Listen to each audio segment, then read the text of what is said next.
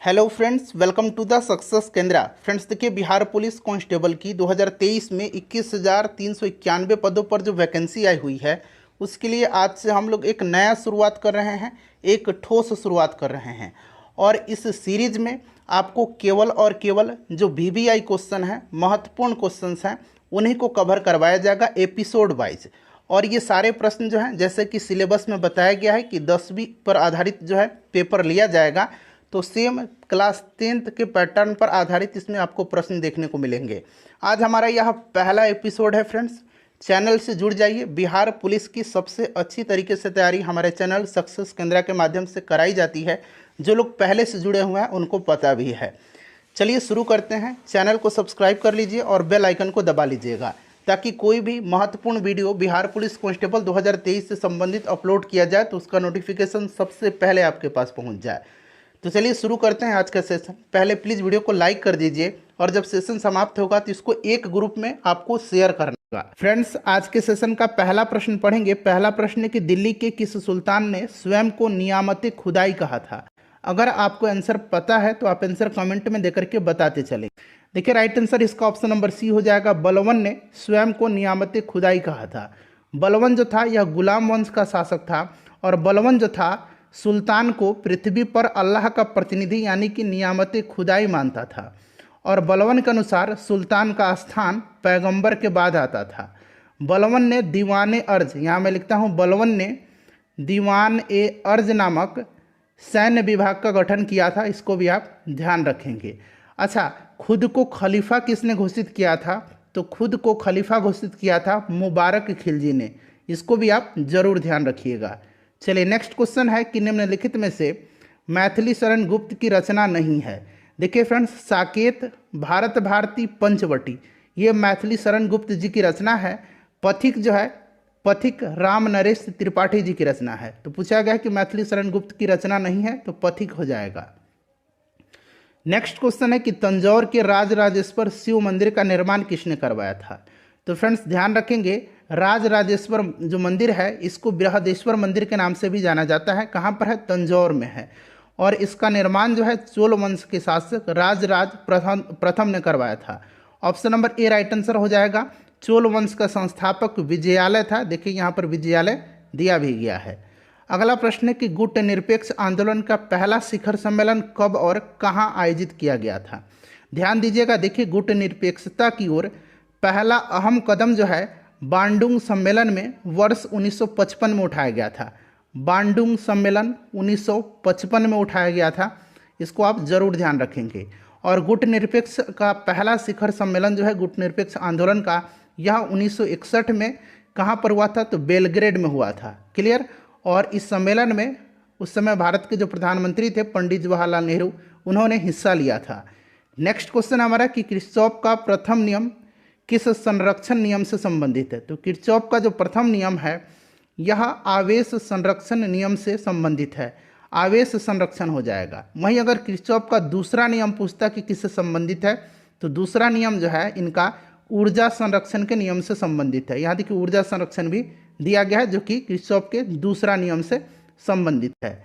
अगला प्रश्न हमारा, भूगोल शब्द का सर्वप्रथम प्रतिपादन किसने किया था।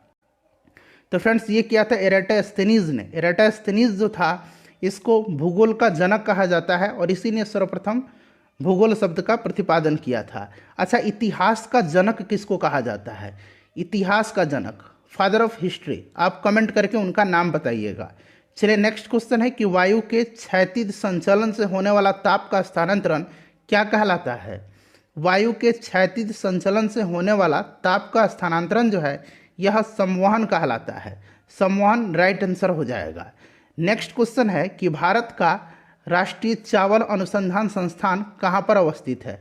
तो देखिए, राष्ट्रीय चावल अनुसंधान संस्थान जो है यह उड़ीसा के कटक में है। ठीक है, ध्यान रखेंगे। वहीं अगर आपसे पूछा जाता है कि अंतर्राष्ट्रीय चावल अनुसंधान केंद्र, ये तो राष्ट्रीय चावल अनुसंधान है जो कि कटक में है। अंतर्राष्ट्रीय चावल अनुसंधान संस्थान अगर पूछा जाएगा तो याद रखेंगे ये मनीला में है, फिलीपींस के मनीला में। ठीक है।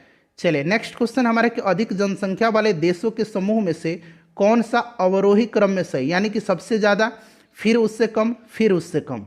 तो सबसे ज़्यादा जो जनसंख्या का है वो भारत हो जाएगा पहले नंबर पर, दूसरे स्थान पर चीन हो जाएगा और तीसरे स्थान पर यूएसए हो जाएगा। तो option number D right answer हो जाएगा। जनसंख्या के मामले में भारत चीन को पछाड़ करके दुनिया का नंबर 1 देश बन गया है। ऑप्शन नंबर डी अब राइट आंसर हो जाएगा। नेक्स्ट क्वेश्चन है कि निम्न में से कौन सा मूल अधिकार आपातकाल के समय भी निलंबित नहीं हो सकता है? तो राइट आंसर इसका हो जाएगा जीवन की सुरक्षा का अधिकार। Option number B correct answer हो जाएगा। नेक्स्ट क्वेश्चन हमारा कि निम्न में से किस यूरोपीय जाति को इंडोनेशिया में प्रभुत्व जमाने में सफलता मिली थी? तो यह जो यूरोपीय जाति थी जिनको कि इंडोनेशिया में अपना प्रभुत्व जमाने का मौका मिला था, यह कौन थे? तो यह डच थे। Option number D right answer हो जाएगा डच। रामधारी सिंह दिनकर को ज्ञानपीठ पुरस्कार उनकी किस रचना पर मिला था? देखिए, इनको ज्ञानपीठ पुरस्कार जो है फ्रेंड्स 1972 में दिया गया था इनकी रचना उर्वशी के लिए। तो right answer option number C हो जाएगा उर्वशी। नेक्स्ट क्वेश्चन हमारा है कि यदि किसी वस्तु का वेग 3 गुना बढ़ जाए तो इसकी गतिज ऊर्जा कितनी बढ़ जाएगी? गतिज ऊर्जा का फॉर्मूला आपको पता है फ्रेंड्स, क्या होता है? हाफ mv² होता है। यहाँ पर कह रहा है कि वेग इसका 3 गुना हो जाए, तो इस फॉर्मूला पे आप पुट करिएगा। यहाँ देखिए हाफ m और वेग जो है 3 गुना बढ़ जा रहा है, ठीक है। तो ये अब इसको सॉल्व करेंगे फर्दर, तो क्या हो जाएगा? हाफ m और 3 का स्क्वायर करेंगे तो 9 हो जाएगा और v का स्क्वायर करेंगे तो v हो जाएगा। अब आपको कुछ नहीं करना, आपको क्या करना है, जब भी इस तरह के प्रश्न आप सॉल्व करेंगे आप कोशिश करेंगे जो काइनेटिक एनर्जी का फॉर्मूला है उसको आप बाहर पुट आउट करें। तो यहाँ पर देखिए हाफ m 9v² है, तो 9 को बाहर निकालेंगे तो काइनेटिक एनर्जी का फॉर्मूला हाफ mv² बच जाएगा ना, तो 9 गुना हो जाएगा। इस तरह से आप आसानी से सॉल्व कर सकते हैं। नेक्स्ट क्वेश्चन है कि निम्न में से कौन सा अम्ल बनने से दूध कुछ देर में खट्टा हो जाता है? तो यह लैक्टिक एसिड है। अच्छा, टार्टरिक एसिड जो होता है यह इमली और अंगूर में पाया जाता है। एसेटिक एसिड किस में पाया जाता है? तो सिरका में पाया जाता है। अगला प्रश्न है कि कक्षीय सतह से, प्रश्न को ज़रा ध्यान से समझ करके आपको पढ़ना होगा। कक्षीय सतह से पृथ्वी के अक्ष का झुकाव कितना है? तो यह झुकाव जो है कक्षीय सतह से यह 66.5 डिग्री है। Option number A right answer हो जाएगा इसका। सिराजुद्दौला की हार किस युद्ध में हुई थी? देखिए, सिराजुद्दौला की हार जो है यह पलासीक युद्ध में हुई थी। बंगाल का नवाब सिराजुद्दौला पलासीक युद्ध में जो है अंग्रेजों से हार गया था। यह युद्ध जो है 23 जून 1757 को हुआ था। 23 जून 1757 को पलासी का युद्ध हुआ था और इसमें अंग्रेजी सेना का नेतृत्व जो है रॉबर्ट क्लाइव कर रहा था। इसको भी आप याद रखेंगे। चलिए नेक्स्ट क्वेश्चन हमारा कि दूरदृष्टि वाले आँख में, अब यहाँ पर ध्यान से सारे ऑप्शन को पढ़िएगा। दूरदृष्टि जो है इसमें जो क्या होता है कि जो प्रतिबिंब होता है ये रेटिना के पीछे बनता है। रेटिना के पीछे प्रकाश किरणें अभिसारित होती हैं, ठीक है। तो option number D right answer हो जाएगा। और दूरदृष्टि में क्या होता है, दूर की वस्तुएं दिखाई देती है परंतु नज़दीक की वस्तुएं दिखाई नहीं देती है, और इसके निवारण के लिए जो है उत्तल लेंस का इस्तेमाल किया जाता है। वहीं अगर निकट दृष्टि पूछता तो अवतल लेंस का जो है उसमें इस्तेमाल किया जाता है। Option number D right answer हो जाएगा इसका। नेक्स्ट क्वेश्चन है, और फ्रेंड्स प्लीज़ वीडियो को लाइक किया करें, ज़्यादा से ज़्यादा शेयर करें। देखिए, यूरेनियम का कौन सा आइसोटोप न्यूक्लियर रिएक्टर में होने वाली श्रृंखला प्रतिक्रिया को जारी रखने की क्षमता रखता है? तो यूरेनियम का जो यह आइसोटोप है यह यूरेनियम 235 है, जिसका इस्तेमाल किया जाता है न्यूक्लियर रिएक्टर में, ठीक है। नेक्स्ट क्वेश्चन है कि विटामिन के की कमी के परिणाम स्वरूप खालिस्तान दिया गया हो सकती है। विटामिन के का रासायनिक नाम क्या है? फिलोक्विनोन है, क्लियर। और देखिए विटामिन के की कमी से क्या होता है, रक्त का थक्का नहीं बनता है। तो देखिए जब थक्का नहीं बनेगा तो क्या होगा कि रक्त स्राव ही नहीं रुकेगा, तो शल्य क्रिया के उपरांत रक्त स्राव, ऑप्शन नंबर डी यही होता है विटामिन के की कमी के कारण। चलिए अगला प्रश्न है कि भारत सरकार अधिनियम 1919 की सबसे महत्वपूर्ण बात जो उस अधिनियम से प्रारंभ की गई थी वह था, बताइए। राइट आंसर क्या हो जाएगा? मॉन्टेग्यू चेम्सफोर्ड सुधार अधिनियम इसको कहा जाता है। तो द्वैध शासन शुरू की गई थी। Option number A right answer हो जाएगा, द्वैध शासन की शुरुआत, ठीक है। चलिए उसके बाद नेक्स्ट क्वेश्चन है कि मेरी कविता मेरे गीत कविता संग्रह किसके द्वारा रचित है? तो यह रचित है पद्मा सचदेव के द्वारा। Option number A right answer हो जाएगा। अवध में किसानों का नेतृत्व किसने किया था? तो अवध में किसानों का नेतृत्व जो है बाबा रामचंद्र ने किया था। अवध किसान सभा की स्थापना 1920 में, अवध किसान सभा की स्थापना 1920 में बाबा रामचंद्र ने किया था। नेक्स्ट क्वेश्चन है हमारा कि संविधान के किस अनुच्छेद में देवनागरी लिपि में हिंदी को राजभाषा घोषित किया गया है। देखिए राजभाषा जो है संविधान के भाग 17 में है, इसको भी आप ध्यान रखेंगे। क्लियर। और देखिए यह अनुच्छेद 343 है। अनुच्छेद 343 में जो राजभाषा है ये हिंदी और लिपि देवनागरी को स्वीकार किया गया है। नेक्स्ट क्वेश्चन है कि हड्डी और पेशी को कौन जोड़ता है। तो हड्डी और पेशी को जो है यह टेंडन जोड़ता है, टेंडन। हिंदी में इसको कंडरा कहा जाता है। और हड्डी को हड्डी से जोड़ता है लिगामेंट। ठीक है, हड्डी और पेशी को जोड़ता है कंडरा, जिसको कि हम लोग टेंडन कहते हैं। और हड्डी को कौन जोड़ता है, तो हड्डी और हड्डी को जोड़ता है लिगामेंट। ठीक है, चलिए नेक्स्ट क्वेश्चन है कि निम्न में से कौन सी ग्रीन हाउस गैस नहीं है। तो देखिए इसमें से ग्रीन हाउस गैस कौन कौन से होते हैं, तो मैं आपको बता देता हूँ। कार्बन डाइऑक्साइड होता है, मीथेन है, नाइट्रस ऑक्साइड है, ओजोन है, HFC है। ये सभी जो होते हैं ये ग्रीन हाउस गैसें हैं। नहीं पूछा गया तो नाइट्रोजन हो जाएगा। Carbon dioxide, sulphur dioxide, methane, nitrous oxide, ozone, ये सभी जो हैं ग्रीन हाउस गैस होते हैं। शुद्ध पानी का pH मान कितना होता है, 7 होता है। क्यों, क्योंकि उदासीन होता है। 7 pH मान जिस भी विलयन का होगा वह विलयन उदासीन होगा। खाने वाला जो नमक है, अगर पूछा जाए कि इसका pH मान कितना है, तो इसका भी pH मान 7 ही होता है खाने वाले नमक का। ठीक है, चलिए। और ब्लड का pH मान 7.4 याद रखेंगे। निम्न में से कौन सा हार्मोन आपातकाल का हार्मोन है। तो यह हार्मोन जो है इसका नाम है एड्रेनालिन। ठीक है, इसको जो है लड़ो और उड़ो हार्मोन के नाम से भी जाना जाता है। रुधिर परिसंचरण तंत्र की खोज जो है किसने किया था, रक्त परिसंचरण की खोज किया था विलियम हार्वे ने। विलियम हार्वे राइट आंसर हो जाएगा। पंचायती राज व्यवस्था कब संवैधानिक संस्था बनी थी। पंचायती राज व्यवस्था बनी थी 1993 में। 73वां संविधान संशोधन आपको याद होगा। ठीक है, इसी के तहत जो है पंचायती राज को संवैधानिक संस्था का दर्जा दिया गया था। और भारत में राष्ट्रीय पंचायती राज दिवस जो है यह प्रत्येक वर्ष 24 अप्रैल के दिन मनाया जाता है। नेक्स्ट क्वेश्चन है कि वंशानुगत रूपांतरण की इकाई क्या है। तो यह इकाई जो है यह जीन है, जीन कहलाती है। उसके बाद देखिएगा अगला प्रश्न कि भारतीय संविधान की अनुसूची 6 में किन किन राज्यों को शामिल किया गया है। टोटल 12 अनुसूची है। ठीक है, और 8वीं अनुसूची में भाषाओं का उल्लेख किया गया है। 22 भाषाओं का याद रखना है आपको, ये पूछा जाता है। और जो 6ठी अनुसूची है फ्रेंड्स, यह असम, मेघालय, त्रिपुरा और मिजोरम जनजातीय क्षेत्र जो है इनके उनके प्रशासन का उल्लेख किया गया है। असम, मेघालय, यहाँ पर देखिए असम, यहाँ असम, उसके बाद देखिए असम, मेघालय, त्रिपुरा और मिजोरम, ये वाला जो कॉम्बिनेशन है सही होगा। निकोलो कोंटी नामक इटावली यात्री किसके शासनकाल में आया था। निकोलो कोंटी इटली का था और याद रखना है यह आया था देवराय प्रथम के शासनकाल में। ठीक है, अच्छा, कृष्णदेव राय के समय में कौन आया था, तो डोमिंग पायस और बारबोसा आए थे, इसको भी ध्यान रखना आपको। चलिए, बिहार का सर्वाधिक लिंगानुपात वाला जिला कौन सा है। सर्वाधिक लिंगानुपात जो है फ्रेंड्स यह गोपालगंज का है।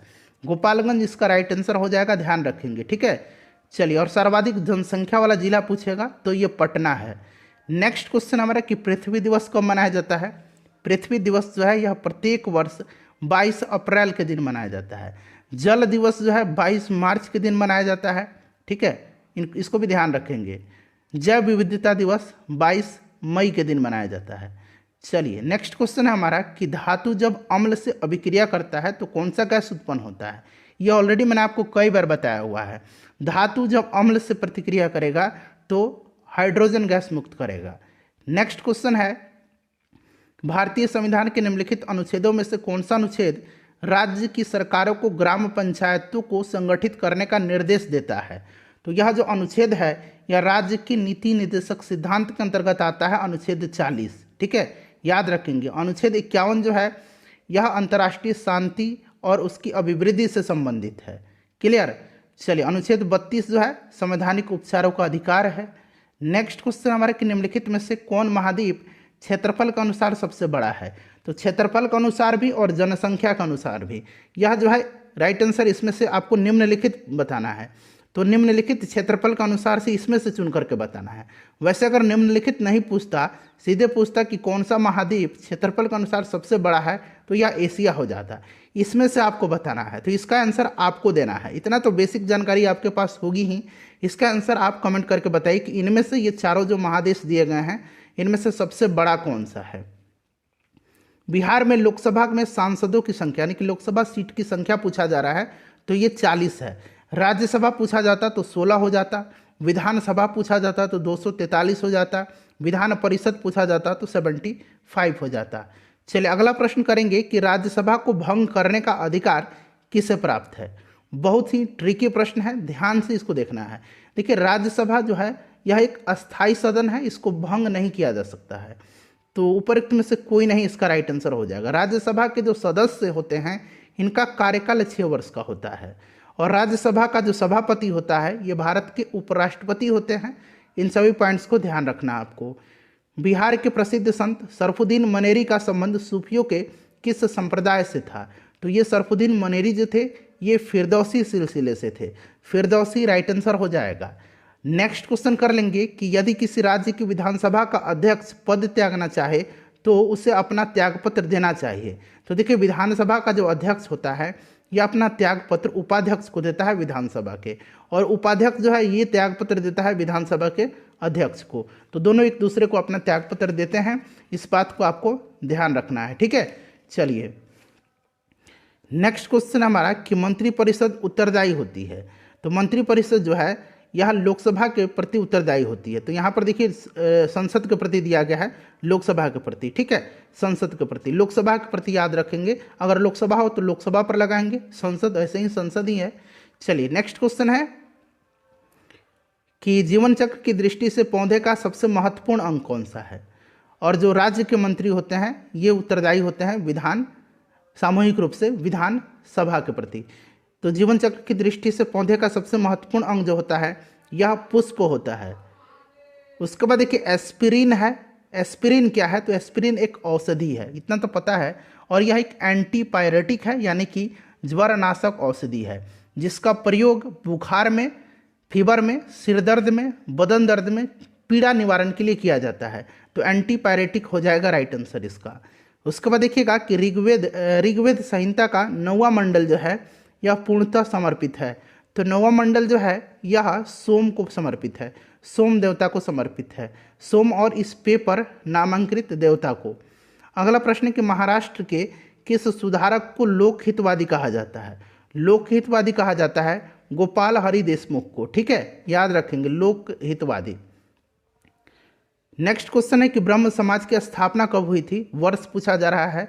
इसकी स्थापना जो है राजा राम मोहन राय ने किया था 1828 में। राजा राम मोहन राय को भारतीय पुनर्जागरण का जनक कहा जाता है। राजा राम मोहन राय को भारत में पत्रकारिता का अग्रदूत भी कहा जाता है। नेक्स्ट क्वेश्चन है कि भद्रावती इस्पात केंद्र कहाँ पर स्थित है। भद्रावती इस्पात केंद्र जो है ये कर्नाटक में है, भद्रावती नदी पर है। और इसका जो नया नाम है, मतलब इसका जो नाम है यह Visvesvaraya iron and steel works, Visvesvaraya iron and steel works. अगर आपसे पूछा जाए कि कहाँ है तो कर्नाटक में है, भद्रावती नदी राइट आंसर हो जाएगा।